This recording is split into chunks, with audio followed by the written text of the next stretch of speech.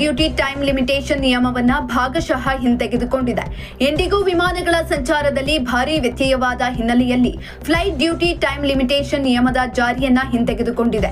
DGCA ಆಪರೇಷನ್ನ assistant director Himanshu Srivastava ಈ ಬಗ್ಗೆ ಆದೇಶವನ್ನ ಹೊರಡಿಸಿದ್ದಾರೆ. ಕಳೆದ 3-4 ದಿನಗಳಲ್ಲಿ 1,000 ವಿಮಾನ ಸಂಚಾರ ರದ್ದು ಆದ ಹಿನ್ನೆಲೆಯಲ್ಲಿ ವಿಮಾನ ನಿಲ್ದಾಣಗಳಲ್ಲಿ ಪ್ರಯಾಣಿಕರು ಪರದಾಡುತ್ತಿದ್ದಾರೆ.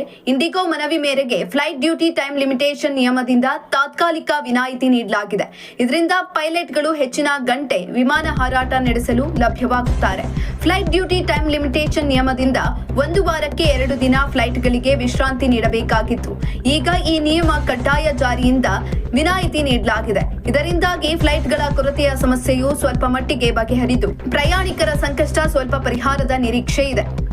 ಇನ್ನು ಇಂಡಿಗೋ ಪ್ರಯಾಣಿಕರ ಪರದಾಟ, ಪೈಲಟ್ಗಳ ಕೊರತೆ ಹಾಗೂ ಅದನ್ನು ಬಗೆಹರಿಸಲು ಕೇಂದ್ರ ಸರ್ಕಾರ ಕೈಗೊಂಡ ಕ್ರಮಗಳ ಬಗ್ಗೆ ನಾಗರಿಕ ವಿಮಾನಯಾನ ಖಾತೆ ಸಚಿವ ರಾಮಮೋಹನ್ ನಾಯ್ಡು ಕೇಂದ್ರ ಗೃಹ ಸಚಿವ ಅಮಿತ್ ಶಾ ಅವರನ್ನ ಭೇಟಿಯಾಗಿ ವಿವರಣೆ ನೀಡಿದ್ದಾರೆ.